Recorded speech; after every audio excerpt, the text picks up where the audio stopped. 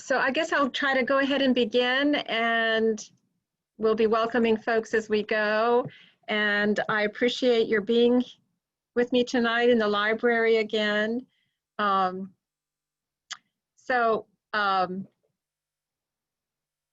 We are just today have finished, or they're still finishing filming Sunday service. So I guess I'll start with the announcements and say that this Sunday we are celebrating the IFC and our relationship to the IFC. And then on Monday, we'll have the drive-through food drive, as well as donations to our pastor's discretionary fund, which go to 1 Great Hour of Sharing with American Baptist Churches. And they're helping in disaster areas. So it's a good mission there.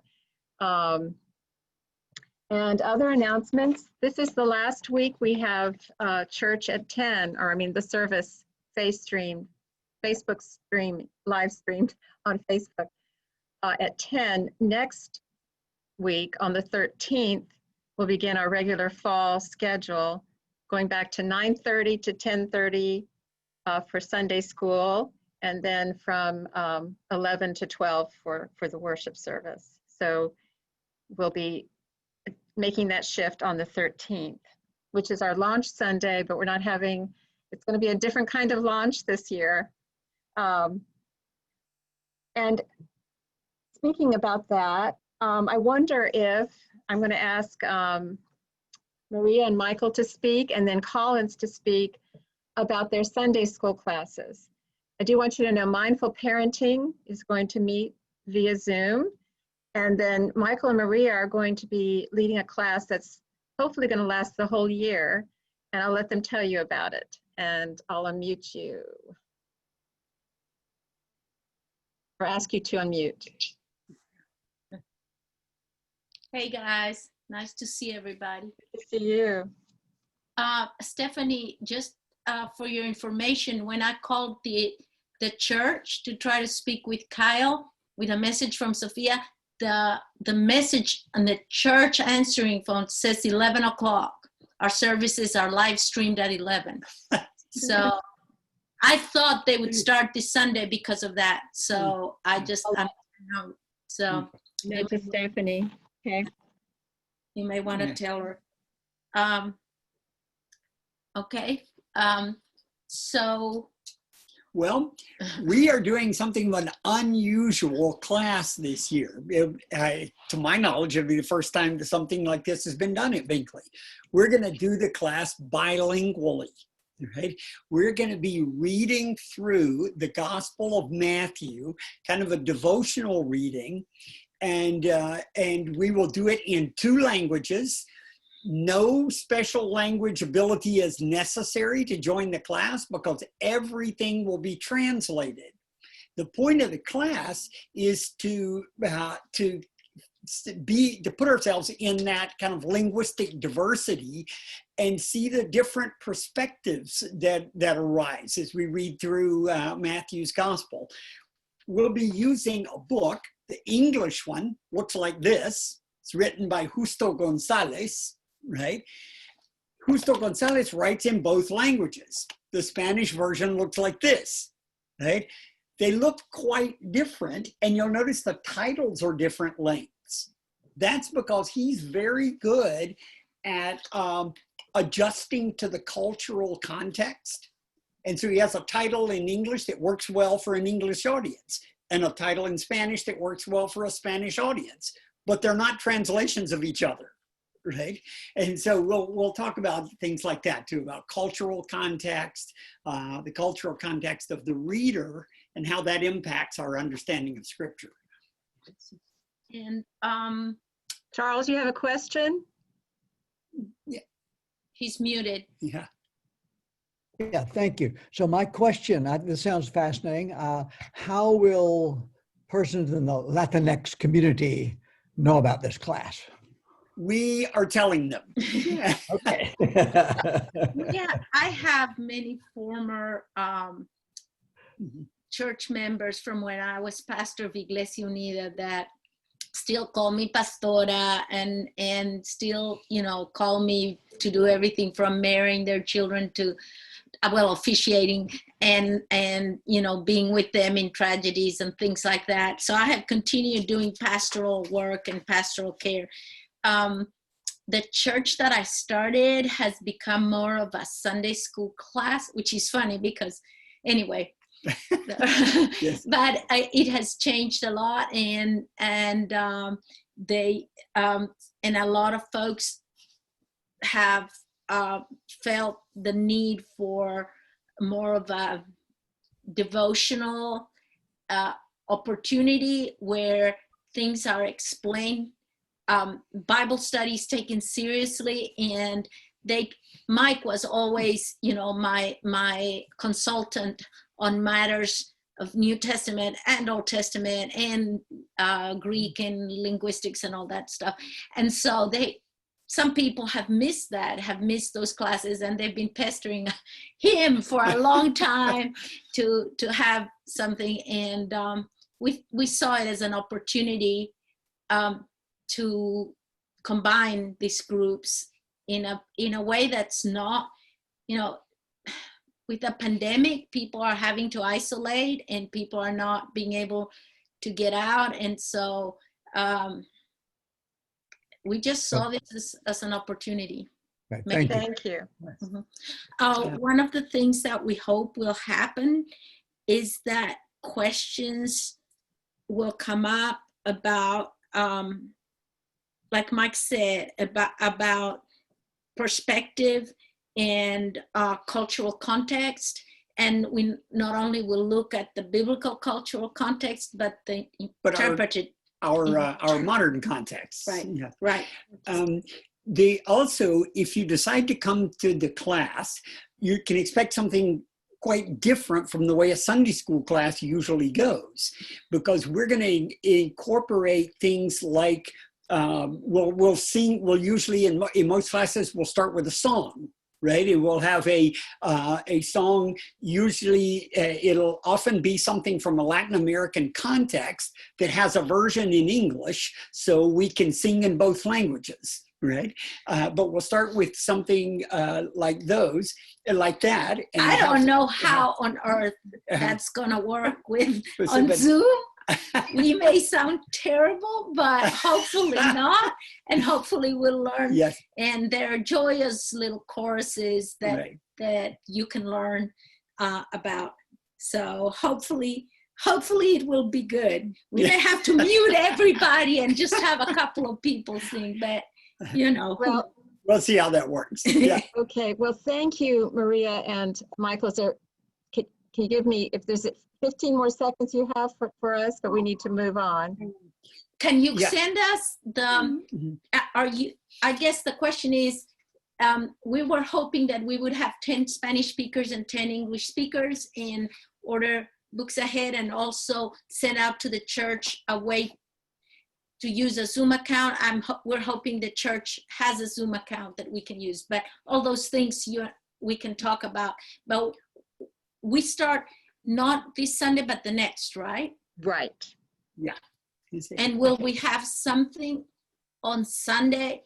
There's not like on the Sunday before we used to have a coffee thing, you know, the thing. No. So we plunge in on the 13th at 9:30. That's right. Okay. If you're interested in the class, then you can email either of us and if you let us know that would be very helpful, because that'll give us a sense of how many people we might have on that first Sunday, how many copies of the book we need, and those sorts of things. The books are cheap. They're less than $10. Yes. And Gonzalez is good. He's really good. So he's done workshops at Duke, and he's really an interesting guy. okay.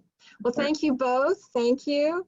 And now I'm going to ask for Collins. He's doing a mini-mester from September 13th through October 18th. I think that's right. And I'm going to let him talk about that. So I'm going to unmute you, ask you to unmute. Can you unmute yourself, Collins?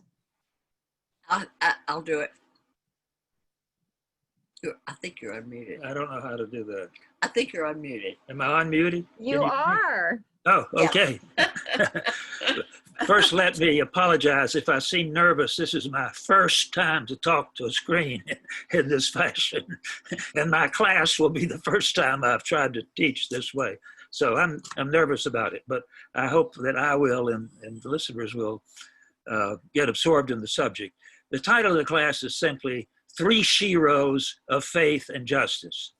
And as some Binkley people know, I kind of like to focus on heroic or sheroic kinds of figures who manifest profound faith and profound passion for justice. And the three figures are quite different. They're similar in many ways.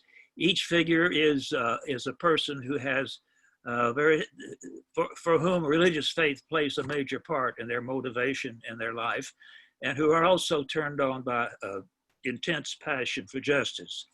Fannie Lou Hamer, I'll give you a few sentences about each one of them. Fannie Lou Hamer, maybe most people know, is from the cotton fields, a sharecropper who at age 42 learned that Black people had a right to vote and that a right to vote was in a constitution.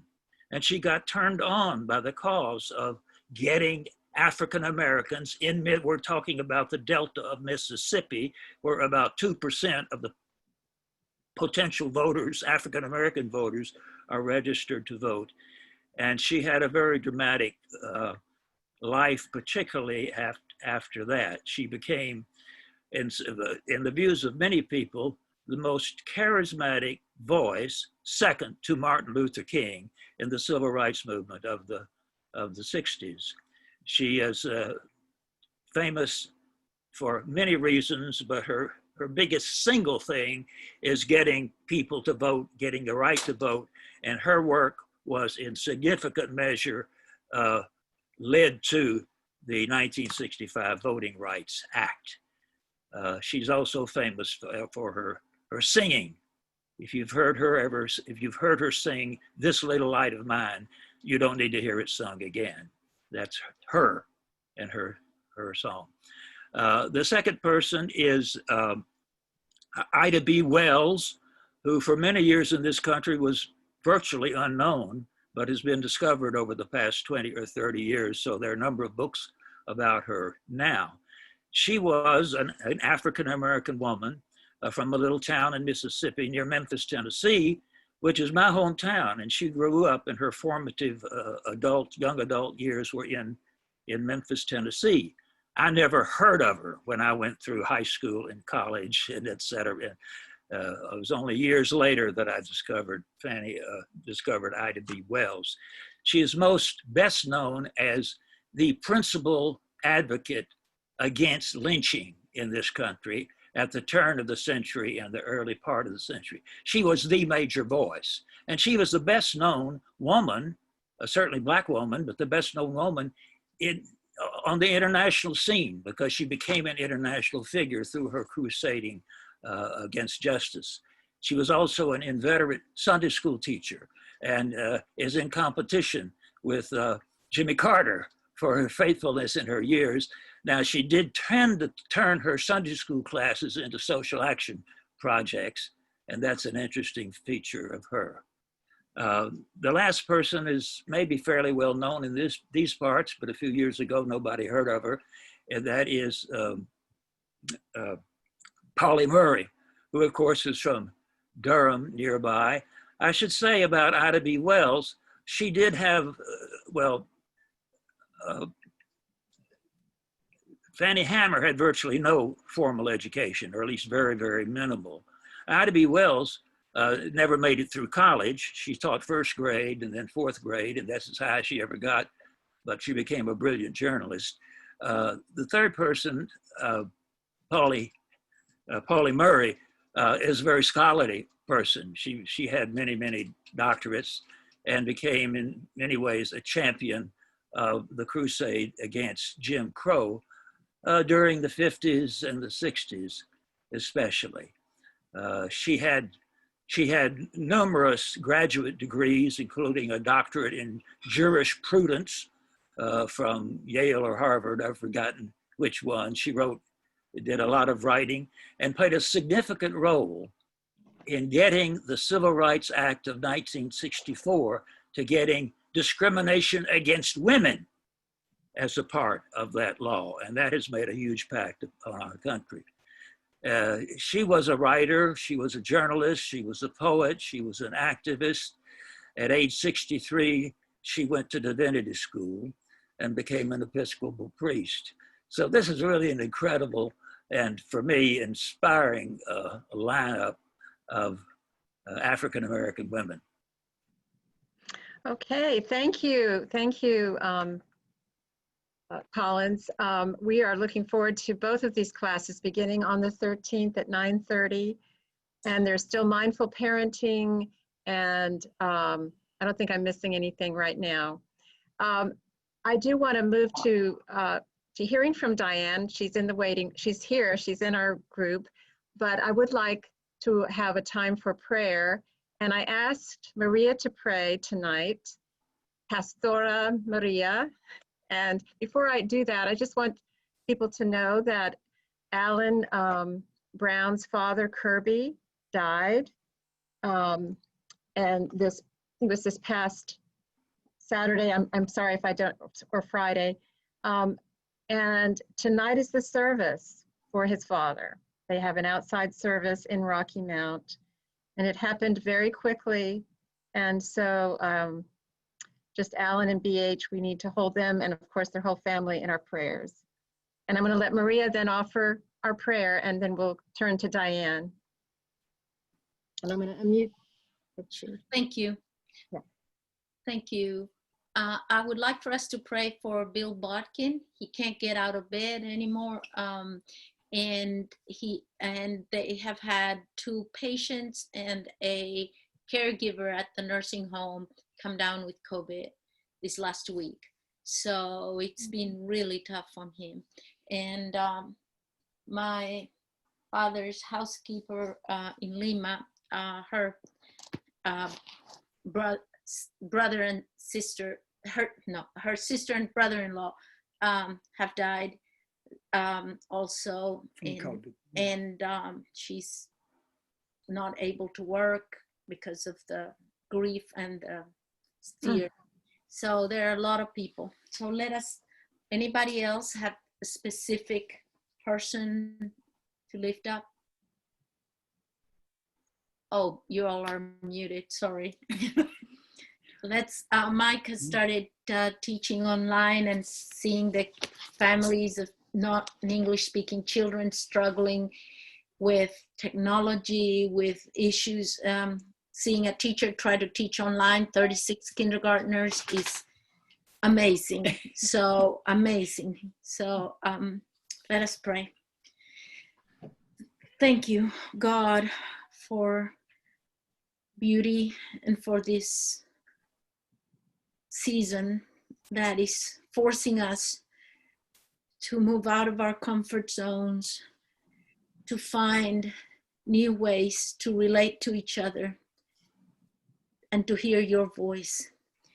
We pray for this world, for your creation, for your children. We confess that we're tired. We're tired of being scared. We're tired of trying to stay optimistic, and we're tired of bad news. And we need your guidance, and we need your strength to reach out and encourage other people, and to feel in that act of encouragement and of encouraging and reaching out, to feel your presence and your strength, even when we don't feel like it, when we are not thinking that you are answering our prayers. Help us to live up to our faith, to continue to read and to pray and to act in faith, that your presence may manifest itself in our lives, that other people may see our faith and our love and be encouraged. We thank you, God, for this group.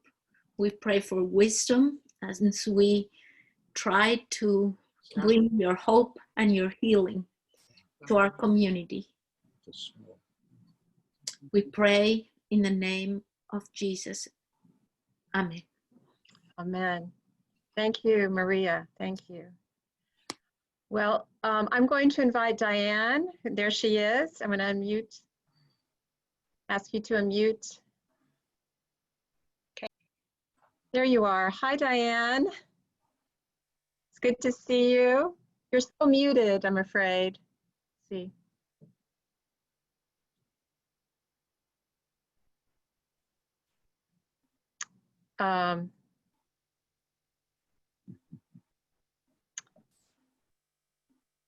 Let's see. Okay, That time, okay. thank you. Before we commence, I do want to apologize. I gave her the role of Executive Director of NAACP Chapel Hill Carrboro.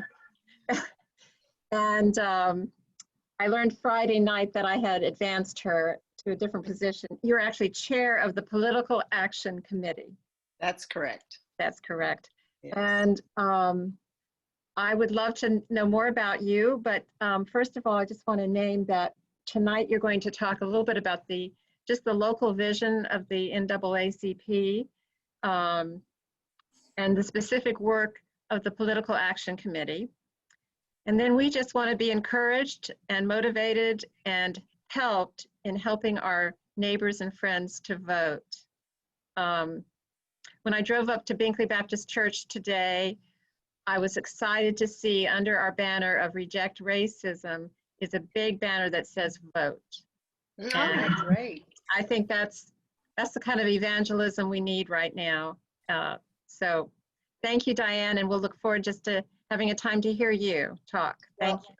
I actually feel like I'm among friends because I know a number of the members of your congregation, and clearly your values and what you care about matches my own. So although we don't worship in the same congregation, I've been in your church for a number of events, and one in particular, you had a wonderful Bob Seymour program some years ago with Reverend Barber, and I was there for that, and so I feel like I'm at home.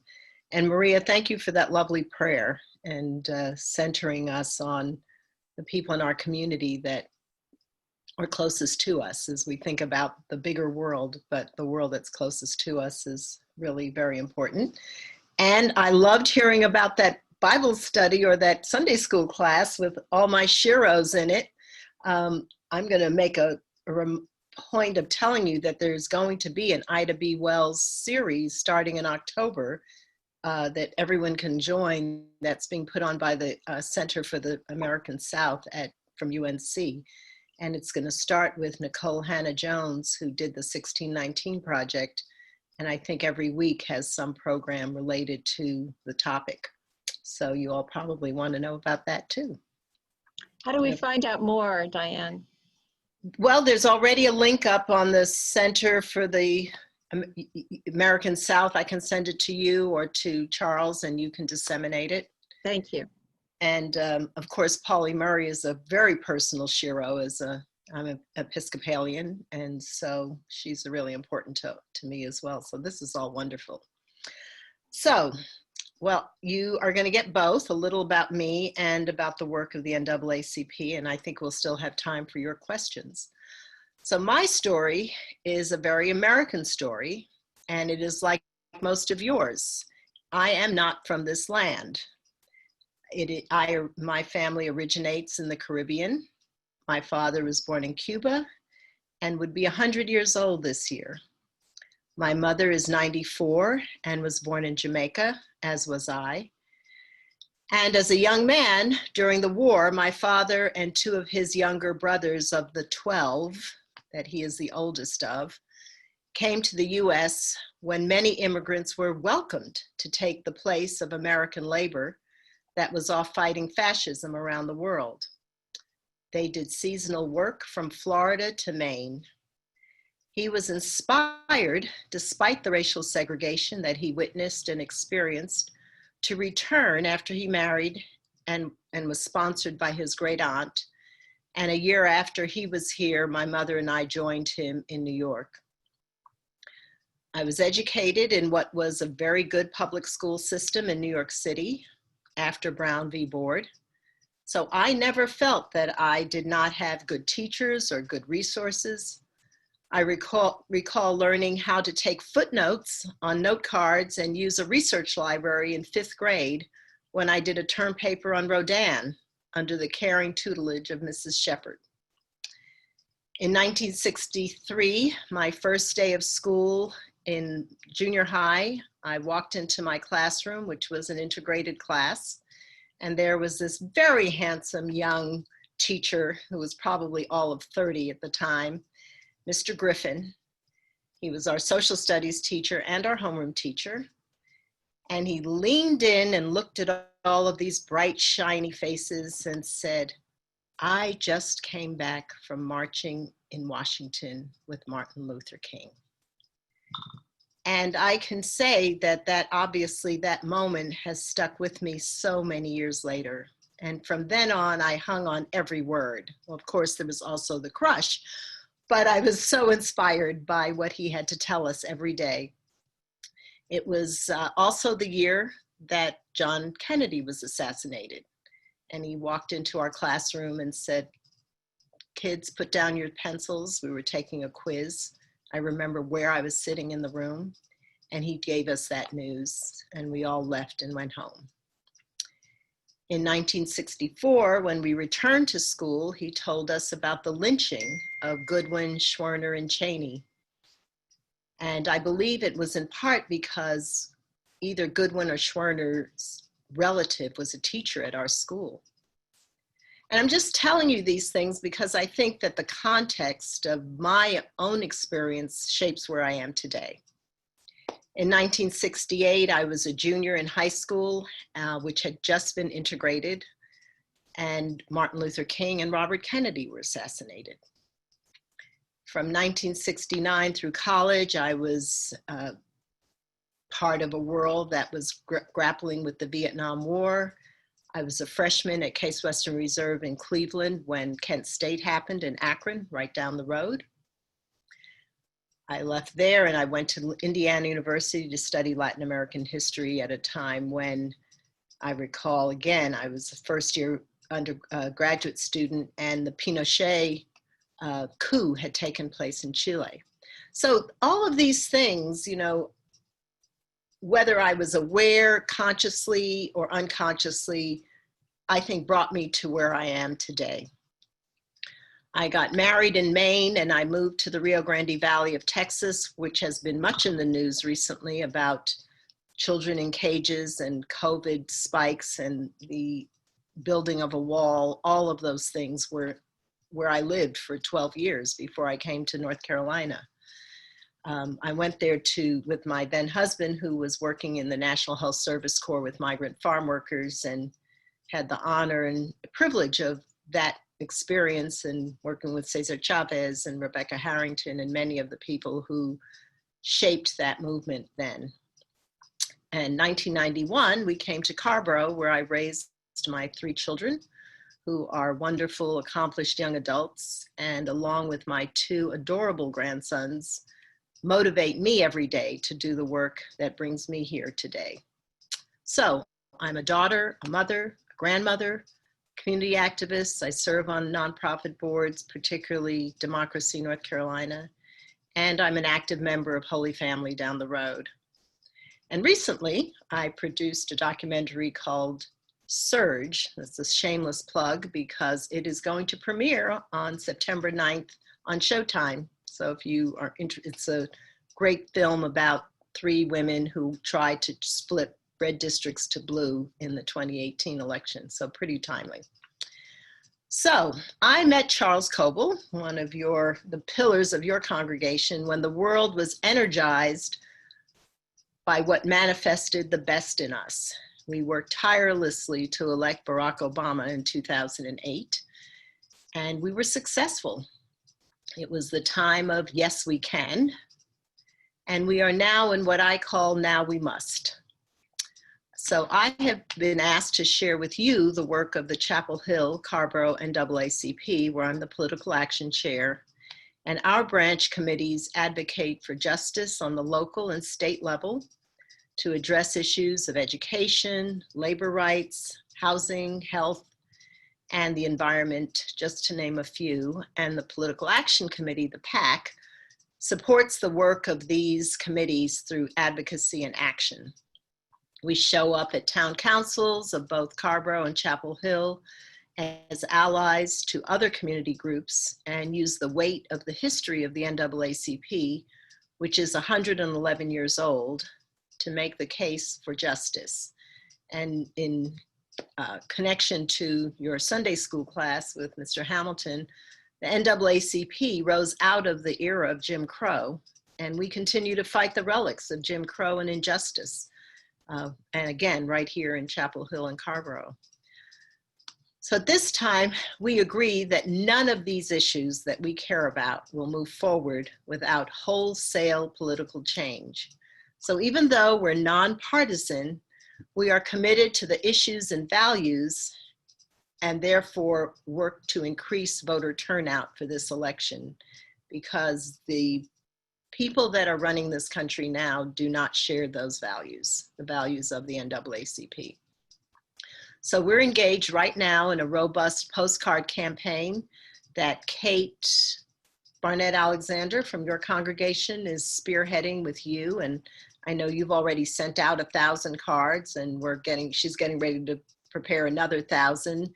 We've sent out 4,000, and we're getting ready to send out another 2,000. And these are to infrequent voters of color in particular parts of North Carolina. The next batch will be to voters who we believe have been purged from the rolls so that they can re-register and by going to early voting or register before October 9th. And that program also includes phone banking and texting to reach these voters. So we'd love more people to be involved in that. If you are looking for how to plug into this virtual COVID campaign, we don't have offices that you can show up to. We're not knocking on doors, but we are doing those things, and we need lots of people to help with that. And also a voter protection program that is going to be really important. And you don't have to be a member of the NAACP to do that. Of course, we welcome you, but you don't have to be. I'm just going to share one scoop and then I'm open for questions. But we are having on December 3rd, the NAACP is hosting a virtual banquet, and our keynote speakers will be William Darity and Kirsten Mullen, authors of the groundbreaking book on reparations, From Here to Equality, that was just published by UNC Press. And since March, it has already had 3 printings. So the ticket includes the book, and if you already have the book, you can get the book and give it as a Christmas present, or put it on your stack of books to read over the holidays. So, that's what I wanted to share with you about me and the work of the NAACP, and I am open to your questions. You're muted. I can't hear you. All right. Can you hear me now? Yes, I can. All right. Yeah. So what I'm going to do is we're going to try. We're getting used to this, Diane. We're all getting used to it. So I would like to invite participants to go, when you want to raise your hand, if you would go to the participants thing at the bottom of your screen. Do you see that? And Stephanie Sanders tells me there is a place where you can raise your hand. I am going to still put us on gallery view, so if you can't make that work, we're going to do the old-fashioned, you can raise your hand, but you'll need to wait for me to ask you to unmute so that we don't have cross-talking, okay? So here we go.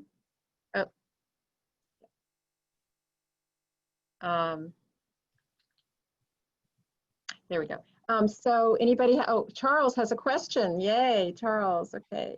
Asked to unmute.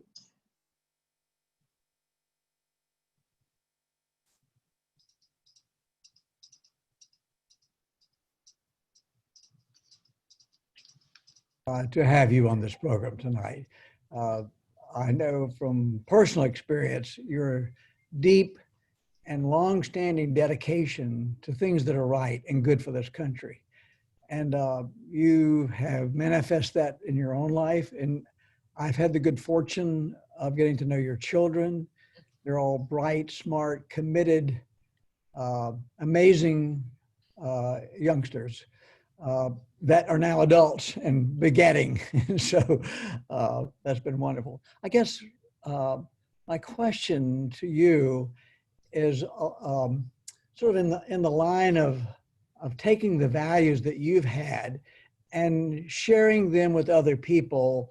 And then I know, because I've seen some of this, some of the resistance, some of the thank you, but no thank yous that you've received over the years, and sort of how you stay the course, if you will, in the face of sometimes overwhelming, it seems, odds, but you never seem to give up. Wow, that's a great question. No one's ever asked me that. So I think it's a couple of things. One, the origin story that I gave you, which was really a mere sketch of what I know about my elders and how they did what they did in the face of also probably much greater odds than I experienced, which is why I, put in that I never felt, even though I know now that we had a lot less than a lot of people had in this world. But, I had a really committed parents to their kids. I'm the oldest of 5. So they had 4 more children after we moved here from Jamaica. And, they both worked all the time. But I, had this, what I thought was a tremendous education. But the other thing is my faith. At some point along the way, I remember saying this to myself, all I have to do is be obedient. I have to be obedient. And it's up to somebody else whether they're obedient or not. And so in all the things that I do, one of the things I do, which seems like, oh God, who would want to do that? But I do a lot of fundraising for the different organizations that I am. And I always say, people are going to start backing away when they see me coming. But I also know that, many of the people that I know have tremendous privilege and resources. And it's not up to me to make those decisions for them. It's up to them to decide if they're obedient or not. And I don't feel embarrassed if they say no. That's not anything about me. It's about them. So I just kind of keep going on. I'm just going to be obedient. I'm going to show up where I'm supposed to show up. I'm going to do what I feel that my skills and talents tell me I can do. And then it's up to other people to do what they're going to do. Yeah. Well, you've shown up. Thank you. Thank you. Thanks for the question and give me a chance to think about that. Yeah. Other questions? Come on, folks. Come on. Well, I have, okay. Can you unmute yourself, Collins? He's not unmuted. You have to unmute yourself.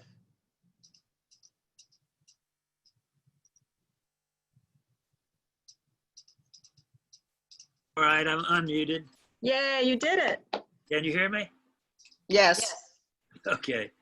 I've just obtained a copy of the book you mentioned about From Here to Equality, and I've read a little bit in it. Not enough to form a response yet. So I wonder if you might help my reading a little bit. If you could tell us, I don't know how familiar you might be with the book, but if you know the book, tell us something about the message or the value of the thrust of the book. So let me ask all of you who I can see, you can just raise your hand. Have any of you thought about, I'm not going to ask you if you've read about, but anyone thought about reparations, the concept of reparations? Okay, so everybody has except Collins, who did not raise his hand. I can only do one thing, chew gum, and that's it. I've heard about reparations probably my background's in history. That's what I studied. So even if just on that concept. But I remember some years ago going to a seminar program at Duke Law School, and one of the sessions was on reparations. And a dear, dear friend of mine, I'm so honored to be able to say that, was John Hope Franklin. And he and I had discussed this. And before he died, there's the Indy, I can see it, Indy newspaper with his picture on the cover. And one of the things they asked him about was what were his views of reparations.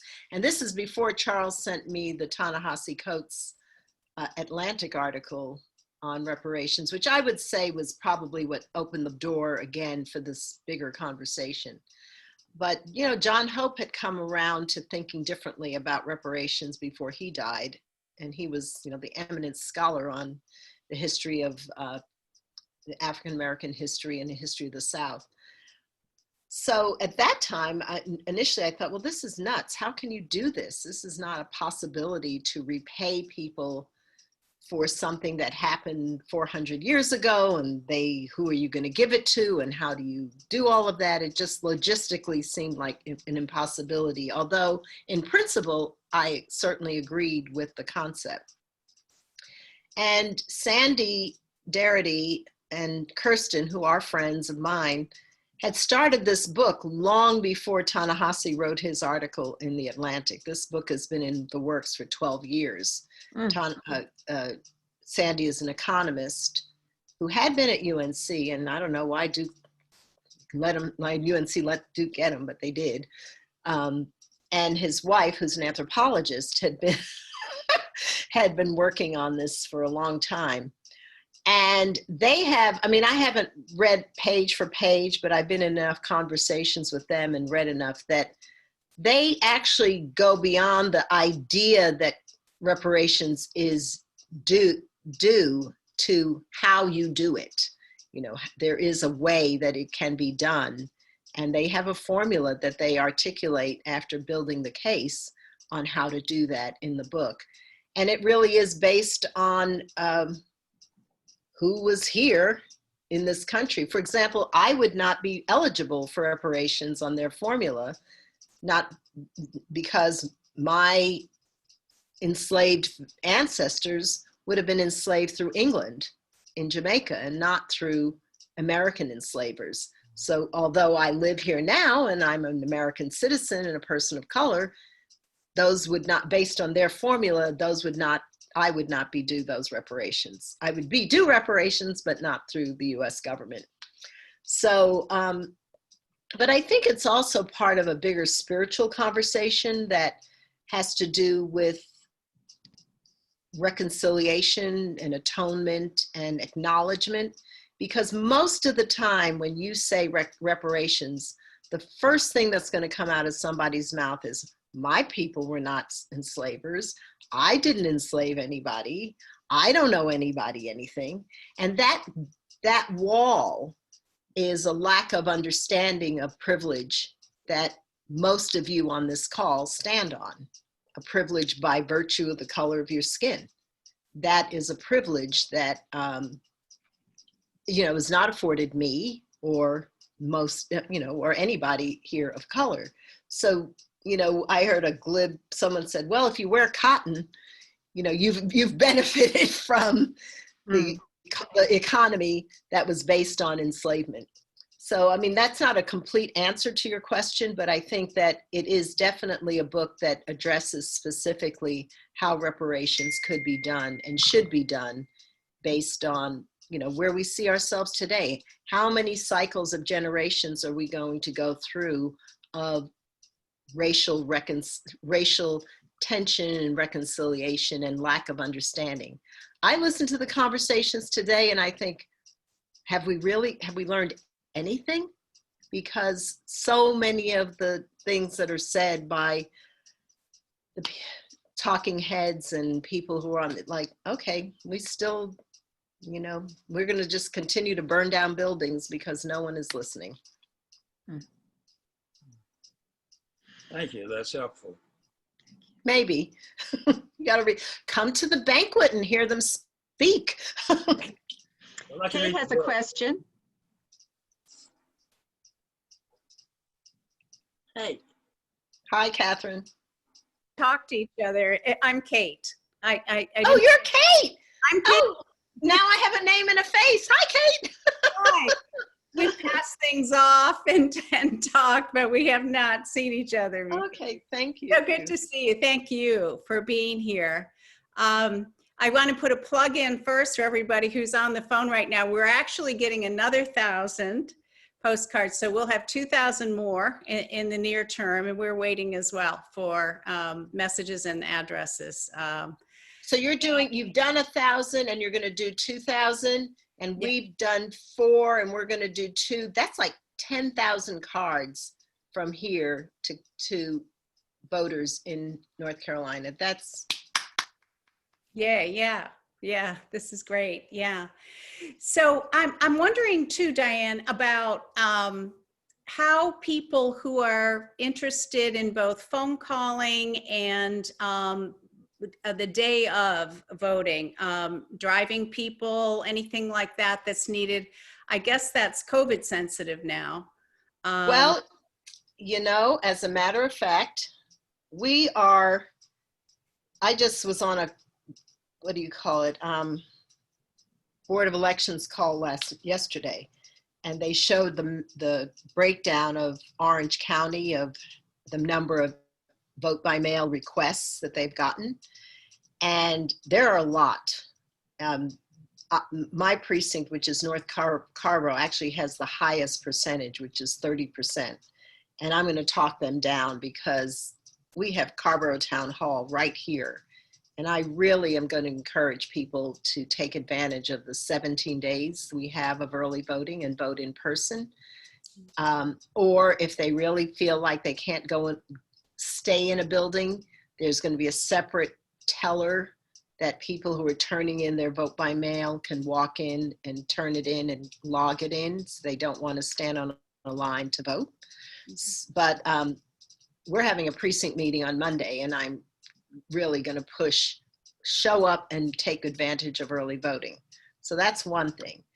We really don't want many people voting on election day. They've also said like a meteor is supposed to strike the planet on election day. And in addition to, the orange monster who's probably going to pull something on election day. Yeah. So we really are encouraging people to vote in early voting. But if they are going to use their ballot, and you are talking to people in your congregation, I think I've sent it to Charles, my how, when, and where. And people should, as soon as they get that ballot, fill it in and mail it or drive it to Hillsborough. They're accepting them in person in Hillsborough. You cannot take somebody else's that's not a near relative, but you can drive somebody, and that's one of the programs we're doing. It's called Drive for Democracy. I think it's at hotmail.com. And we're recruiting drivers who either have convertibles or bigger cars.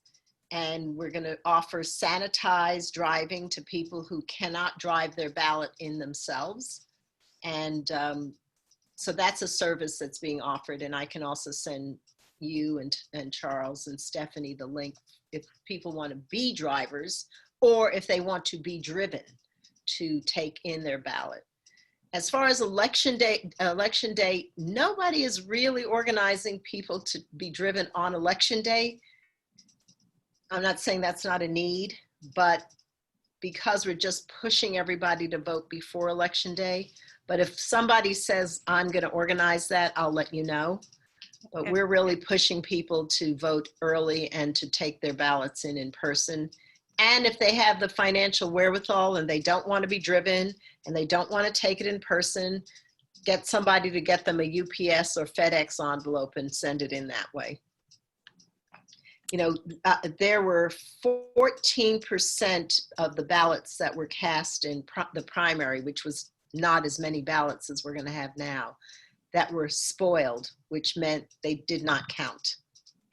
And that meant about 1,000 ballots. And if you increase that over the state for a general election, in a state where Charles will remember we won by 5 votes a precinct in 2008, that's a lot of votes. Yeah. So, you know, our message is vote early, and whatever you do, by mail or in person.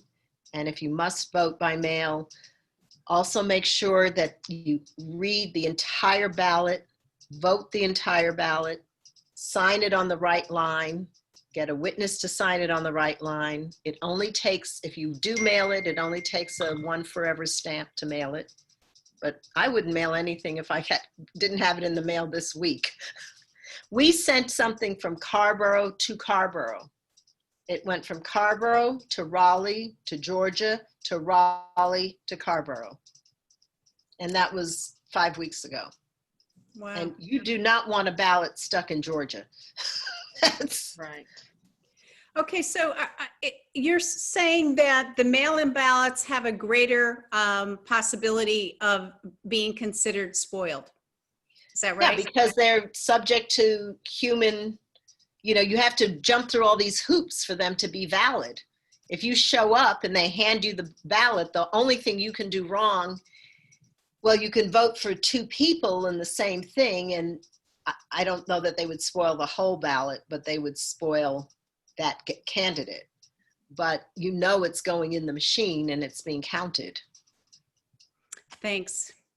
You know, I have a, like I said, I have a face mask and a shield and a Tyvek suit. You know, if all hell breaks out, I'm going to put all that on and I'm going to go vote. Okay. Well, Sue Wallace has a question, so. Hi, Sue. Hi, I'm in Chapel Hill, but Durham County. Could you give me a contact in Durham? I'm sure there are similar things going on. Well, I mean, I don't know that anyone's doing Drive for Democracy in Durham, but probably the people that are doing Drive for Democracy in Chapel Hill would do Drive, because, you know, I'm sure they would do that. They would take you to Durham. And if you need someone to bring you a UPS or FedEx envelope, I'll do it. So. I want to try to help any way I can, so I just told Kate to sign me up. So Diane, I have a question. I don't understand. I just learned about these voters being purged. How does that happen? How do voters get purged from? Well, let me give you a story, because we all live in this blue heaven of liberal Chapel Hill, Carrboro. In 2010, I was the regional field director of Orange and Durham County. So I was paid to run the election for the Democrats then. And in 2008, I was a volunteer, and I was doing what you were talking about. I was driving people to register. I was registering voters. I was doing a lot of things. In 2010, I was walking down the street in Carrboro near where I live, and this person behind me said, "Miss Diane, are you going to take me to go and vote?" And I turned around, and it was a gentleman I had registered and taken to vote in 2008. And I said, "Of course, I'll take you to vote." So we made a plan for me to pick him up at where he lived. And now that, you know, I think he was living in not a halfway house, but like a group home kind of place. But he was, you know, certainly he remembered me. He remembered he voted. He was functional. So I went to pick him up. He wasn't ready, made another time, picked him up, took him to Moorhead Planetarium, flagship university, pinnacle of the university. We walk into Moorhead Planetarium, and this man is still a judge. Every time I see him, I remember this. And he looked at us over his glasses, and he looked at Mr. Poteet, and he looked at me, and he said, "He can't vote." And I said, "What do you mean he can't vote?" "He is inactive." I said, "Why is he inactive?" "Because he hasn't voted recently." And I said, "Well, what's recently?" And it's like 4 election cycles. It's a long time you don't vote before you're made inactive. That's how you get purged, by being marked inactive. So that's the story of how you get purged. And so I fought that. I had to go back 3 times with him for him to vote. If I had not been with him, he would never have voted. And it was clearly, you know, so the last time after being rejected twice, I went outside of Chapel of the Cross, the Moorhead Planetarium, and I called the person who's now head of the state board of elections. This was 10 years ago. And I said, you know, this man's been rejected. I know he's active because I took him to go and vote in 08. And he looked him up and he said, he's active. And he was active on the state rolls and purged on the county rolls. So this is a very flawed, cumbersome, made to fail system based on voter suppression from way back in Reconstruction. It is designed so that people do not vote. It is not designed to empower people to vote. And again, I say that's based on, you know, an experience of privilege. It's like, you know, how many bubbles are in a jar? Those were the kinds of things that we thought went out with the voting rights law, but they've been replaced by other things like active and inactive voters. So that's how you get purged. Wow. One of the ways. They just literally before I came on this call, I was on another program, and they've just purged 200,000 voters in Georgia by accident, in error. So this next round of postcards that we're doing, there are 500,000 people in North Carolina that have been purged. And when I heard that number, I said, because this program that Kate and I are part of is in the South. It's particular states in the South. It's a national program, so people like our contact is in Berkeley, California. So it's a program that is being done all over the country, and volunteers from all over the country are participating, but it's focused on these certain states in the South. And when she said that number, I said, you mean in all the states? She said, no, in North Carolina. So we're waiting for that final list because I think there's probably some concern on the part of the Board of Elections that there are actually 500,000 people on the list. And the story I'm getting is, well, they're cleaning up the list before they give it to us. Well, by the time they give it to us, it'll be too late. So it's another area of frustration on my part. But 500,000, and we're doing between us 4,000 cards. So I said, who's doing the rest of those? She said, well, there are people all over the country doing them. But you know, it's appalling. That's why we have to have change. If we do not win this next election, this will be the last democratic election we will have in this country in our lifetime. My grandsons will be out of college.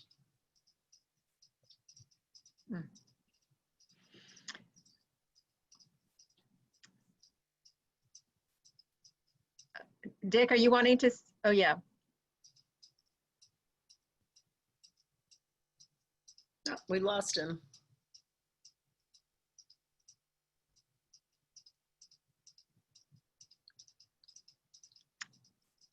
I've asked you to unmute.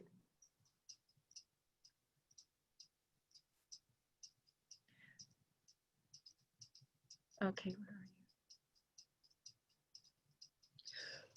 are you? My goodness.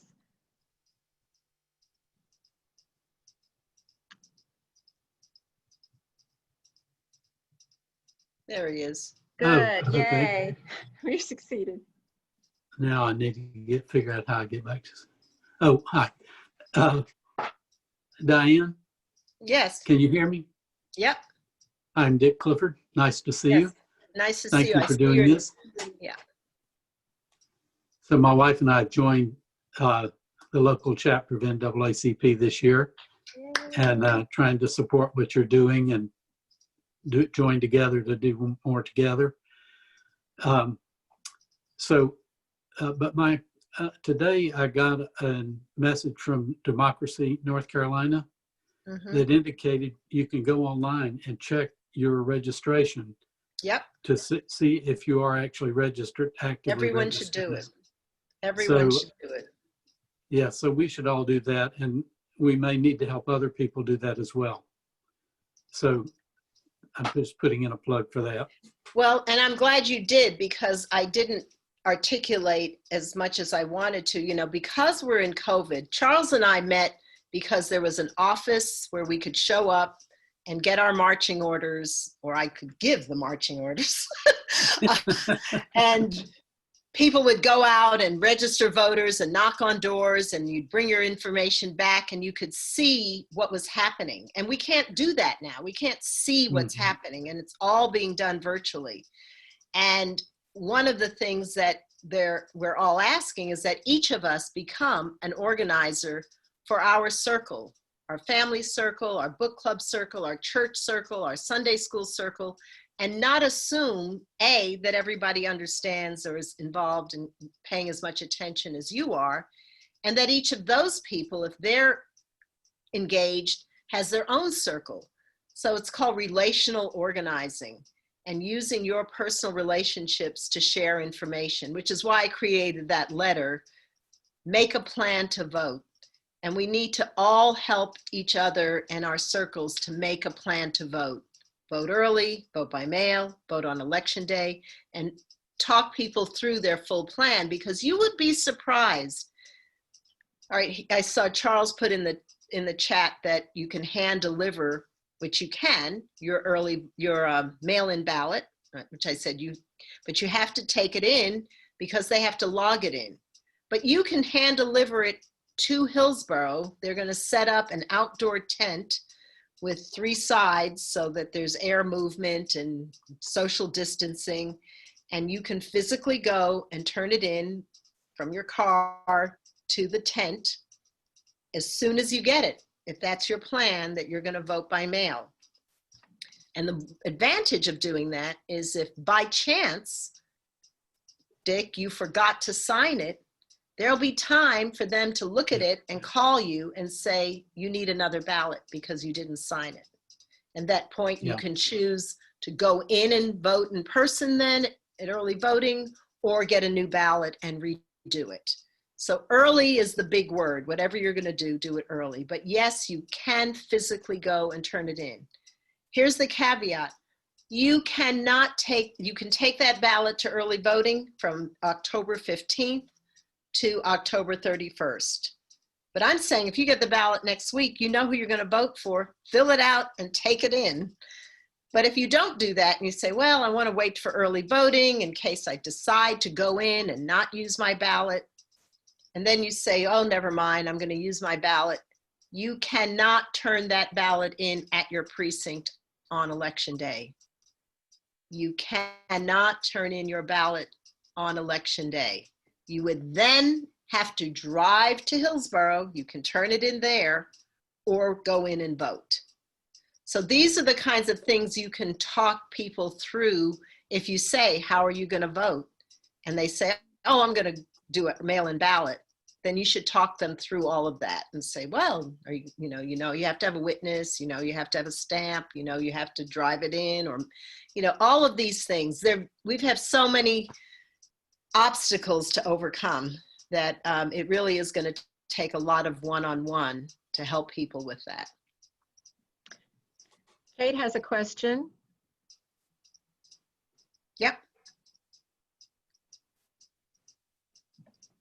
Your volume is down. Okay. Now we can. Okay. I wanted to read for you something that someone just flagged to me. This is from today, apparently late today in Wilmington. Trump suggested that people in North Carolina should vote twice in the November election, once by mail and once in person, escalating his attempts to cast confusion and doubt on the validity of the results. Quote, so let them send it in and let them go vote. And if their system's as good as they say it is, then obviously they won't be able to vote. If it isn't tabulated, they'll be able to vote. If it's as good, okay. Anyway, that's what Trump said today, yeah. When he came on, I switched to the People's Channel, and it happened to be Reverend Barber from a very old Poor People's Campaign video that they were showing, and my dear friend Charles Vanderhorst was there. So it was, he died last year, so it was some time ago, and I thought, I did not even listen to one word that he spoke. But you know, this is so extraordinary. And even though, as I said, the NAACP is nonpartisan, we have values that everything that you have just articulated flies in the face of those values. And one of them is fair elections, and one of them is not lying. And, you know, that is incredible. I hadn't heard that yet. Yeah. That is incredible. Because what I was going to say is you can get your mail-in ballot. You don't vote it if you decide to go in and vote in person. You tear it up. But you cannot do both. And I'm going to get mine, and I'm going to have it all filled out with instructions at my front door that, you know, in the case of accident, death, or whatever, somebody drive this sucker over. But otherwise, I'm going to go and vote in person. So these are the kinds of things that you really do have to talk about. And, you know, when I say we're one election away from losing our democracy, you know, I wish I was smart enough to have thought that up myself, but that is a conversation that people don't want to say. But there are enough people on this call that remember what happened in Germany in the 30s and what the world was like then. And, you know, as I said, my father was working here so people could save the world from fascism. And here we are in our own country. I mean, our enemies are within, they're not from without. And, you know, the combination of voter suppression and stoking racial animus is so present. You know, I do hope that many of you are going to be involved in conversations that I would not be involved in, because they're not going to talk to me about those things. But you have an opportunity to cut off conversations or to try to educate people who, for example, talk about violence. And, you know, when I heard he was going to be here today, I called my friend Tim Tyson, and I said, Tim, you need to write something right now about white violence in this country and who has stoked violence historically from the 19th century. Well, let's just start with the slave ships, but leaving even those aside, just overt violence with guns and blood, Wilmington being a prime example in 1898. And so he says he's working on that piece, but you know, you have to remind people of that, because they're going to talk about it. Well, what about crime? Well, this is the crime that he's created. It's just incredible. I think Charles has a question.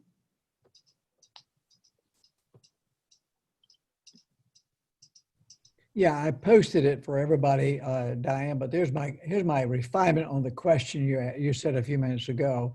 So if a person has received their absentee ballot and have, let's say, as I plan to do, the day I get it, I'm driving it to the place. I want to vote as early as I can and hand deliver it. And I have great faith in our local board if I do that correctly. But if I decide to take the president's advice and go vote again, like early and often, you know, and so I'll show up at the early voting site and try to vote again. Do you think I would actually be able to do that? You know, that's the question I haven't asked. I haven't asked if they have logged your ballot already. Will they see that Right. you have already voted? Because in talking with Jamie, the gentleman in charge of the Board of Elections, he said they're going to start counting 5 days after, and then they'll. No. Yeah, 5 days after they receive the ballot. Yeah, Right. after the, and then it's my understanding their intention is to tally every day. They're going to start actually opening and counting September 29th. They're going to log in every 5 days, so they'll know Charles Coble sent his in. They won't know how he voted. Okay. The 29th, they'll open them and they'll know how that he voted, and they'll tabulate that. Okay. But that's a very good question. Does it show if you voted early by mail, will you not be on the rolls to receive a ballot if you were to show up early? But I can see if it were by mail, there'd be a delayed time, so you could go in and vote. So then you would have committed a felonious act. Yeah. And then you'd be purged, and you couldn't vote at all, probably. Well, that's probably what Trump is working toward today. I mean, I think that's more the scenario, is to get you to do that, and then you'll. So your vote that's is worth, covered. what did it say, Thursday, Wednesday? That's worth some phone calls by everybody tomorrow to the Board of Elections to Yeah. say, this message was put out yesterday, and if people do this, Yeah. if they end up voting twice, what happens to their ballot? Because they were just told by the President of the United States that they should do that. Depending on who else in the call wants to do that, I'll be glad to call and inform you, Stephanie, that maybe we could then send it out to everybody on this Okay. particular call, and and I'll let you know too, Diane, because Yeah. I think so here the president is coaching people to engage in a felony. All Yeah. right? And so if people take him up on that, we could lose our vote. Yeah. Okay. David, Elizabeth, did you have a question? Yes, I've been doing a fair amount of phone calls for the Democratic Party in Chatham County. And at the meetings that we were schooled in, we were told that counting of the ballots, absentee ballots, does not occur until after 5 p.m. of Election Day. Well, that's incorrect. And see, that's Glad. the problem, is that everyone's getting different information, and it's, I know that what we're saying is correct. They start, the first voting will be, first counting will be September 29th, every Tuesday from the 29th through the election day. And by virtue of the fact that so many people have applied for absentee ballots, North Carolina could be one of the first states that knows what the vote is on election night. And that's another thing. I'm really enjoying this. I don't know, you guys might need to go home, but well, we're already home. So. But one of the benefits of COVID, we'd all be getting in our cars and leaving by now. One of the things that they're afraid that what's going to happen is that the other party is going to vote in person on election day, and they're going to use those numbers at the end to call the election. And all these absentee ballots, which have until November 13th, that's the last day to canvass the ballots. So that's why, if you recall, in Arizona in 2018, they didn't know who the senator was for a long time because they had all these absentee ballots to count. And that's the case. What you're saying, David, is true in most states, but in North Carolina, we start counting September 29th. Good. So Good. you might want to get some better education in Chatham. He's the man for it. All right, Sue has a question, and then I'll get to you, Dick. I'm just confused. I thought you said they were logging the ballots in early. Yeah, they log them in, but they don't open them. And then they count them. Starting on the 29th. Oh, okay. Well, maybe Chatham is confused about that. They open them and actually start tabulating who you voted for on September 29th. Okay. But every week starting next Tuesday, they will be logging in. They log them in and then they put them through a tabulator. So after they put them through the tabulator, they don't know who you voted for. They just know you turned in your ballot. And you can go online and see that your ballot was recorded. Okay, Dick has a question.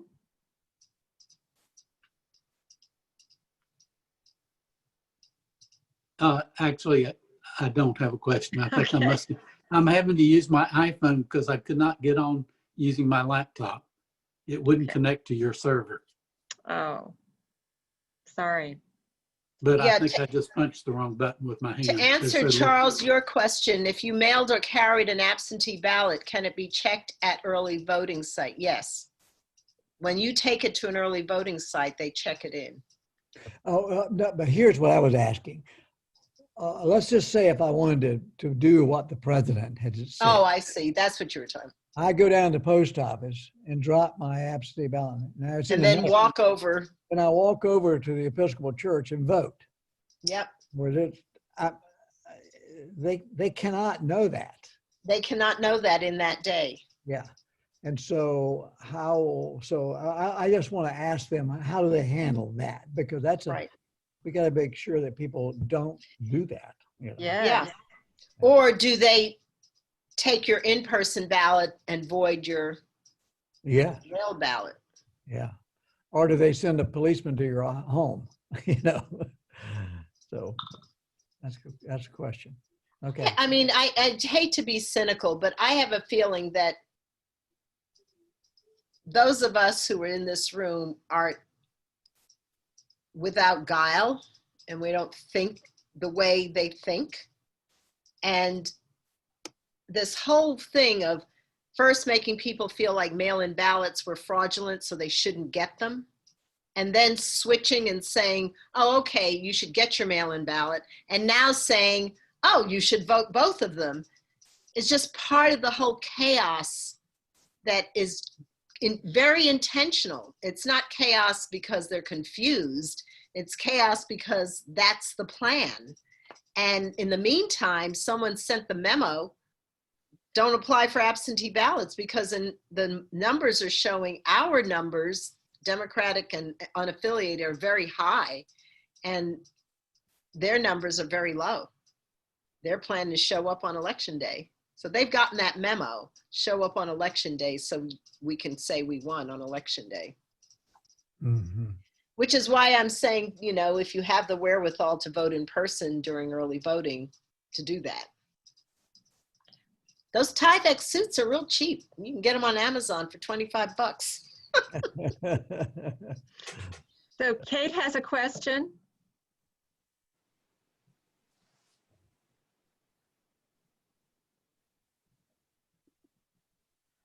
We're not hearing you. Diane said that what I was going to say basically is it's the idea is that if you get people to do both and they aren't caught, it comes up, it's evidence of the fraud that he's creating. Right. That's the real danger here. Yeah, because it eventually will be caught. It may not be caught in that moment, but it will be caught in the canvas. Right. Mm-hmm.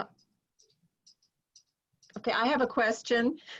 I just want to make sure if I'm registered to vote and I show up, or I haven't registered to vote and I show up at early voting, I can register to vote that day. Yep. And vote. Yep. Correct. And what do I need to do that? Do I need a driver's license? Do I need? You need to prove your address. So bring an. It doesn't have to be a driver's license. It could be a utility bill, Okay. bank statement, something with your name and address on it. Okay. I just want to be able to know what to tell people. Okay. Yeah, but the main thing to tell people is to go on iwillvote.com or their League of Women Voters, and there are many, many sites that you can use to check North Carolina Board of Elections, Orange County Board of Elections, check your registration. And I'm going to do it when I get off this phone because they are purging voters by mistake. And I just was on something and someone said they you know, like they're a professor somewhere and they haven't moved and they checked and they weren't registered. So everybody should check their registration and then you can tell people how you did it and why you did it. David Plouffe, who was Barack Obama's campaign manager, told this story. He has a great podcast, by the way, for anybody who's interested in podcasts, called HQ. And he was telling the story that he and his wife both applied because they had a primary during COVID. So they applied to get their mail-in ballots in California where they live, and they got them, and they needed to be witnessed, and they both signed each other's on the wrong line. So they ended up having to go in and get new ballots. And, you know, like it can happen. People make these mistakes. So, you know, there's so many ways that can go wrong. Well, I had a sort of a similar example here that happened to me about 3 weeks ago. A gentleman of another persuasion politically than I am was telling a group of us that, well, you got to be careful about this write-in ballots, because if in signing your signature or your address or whatever, if it even touches the line in the box in which it's contained, they will invalidate it. So I call the Board of Elections, and she said, that's preposterous. You know, we just have the box so you'll know kind of where to sign it. But if you sign above and below it or whatever, as long as we can read it, it will count. So this was just completely made up. And it's also arbitrary, because that may not be true in Chatham or Lee County or Moore County, because many of the rejections were based on someone, they didn't lick the envelope, because there's an envelope in an envelope, and they didn't seal the inner envelope. So that person who looked at it felt like, well, we don't know that that's how it was written. And somebody else might have looked at it and not, you know, it's just so arbitrary. This is, we have the most arcane voting. And if anyone doesn't believe that it's not about voter fraud, but it's about voter suppression, they are kidding themselves. Because it could be so much simpler and less fraud or possibility for fraud. This is just makes my hair go on fire every time I think about it. So David and Elizabeth have a question. Can we make sure his immunity is not good for the felony we're going to have to charge him with?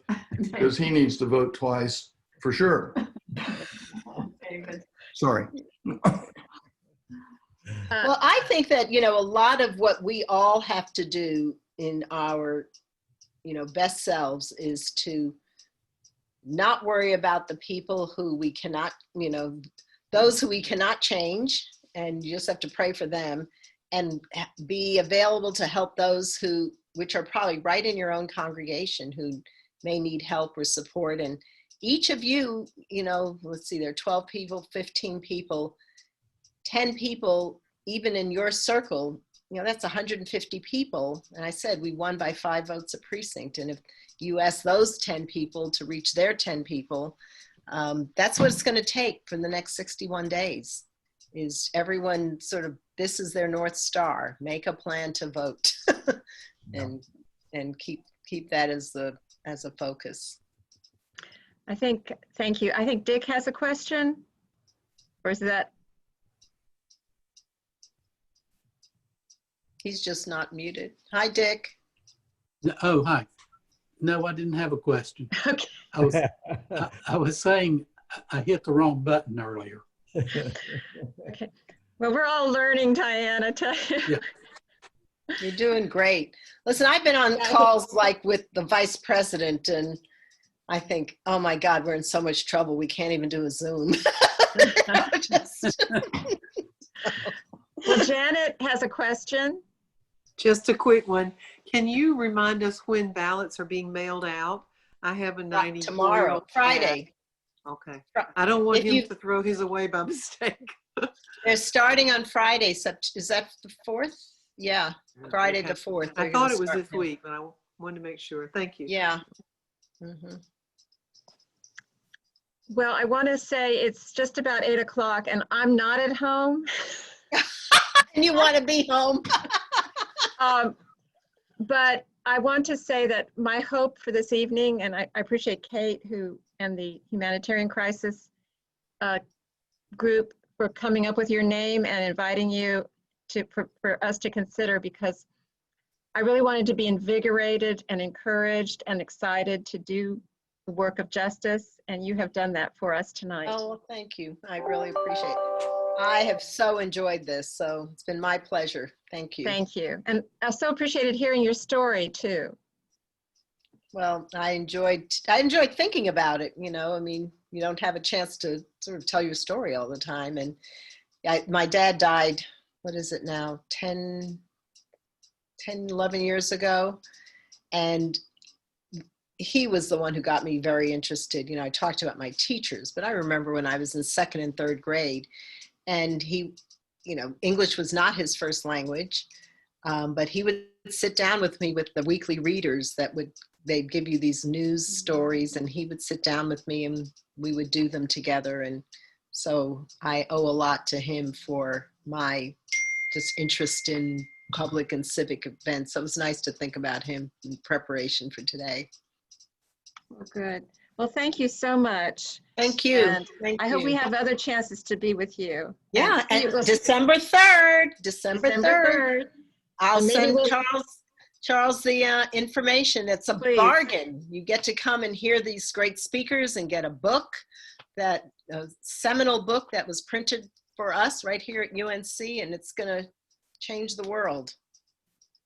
Good. Well, thank you so much, and blessings, and let's get out the vote. Thank you. All right. Thanks, Bye-bye. Bye-bye. Bye-bye. Bye, thank you. Bye.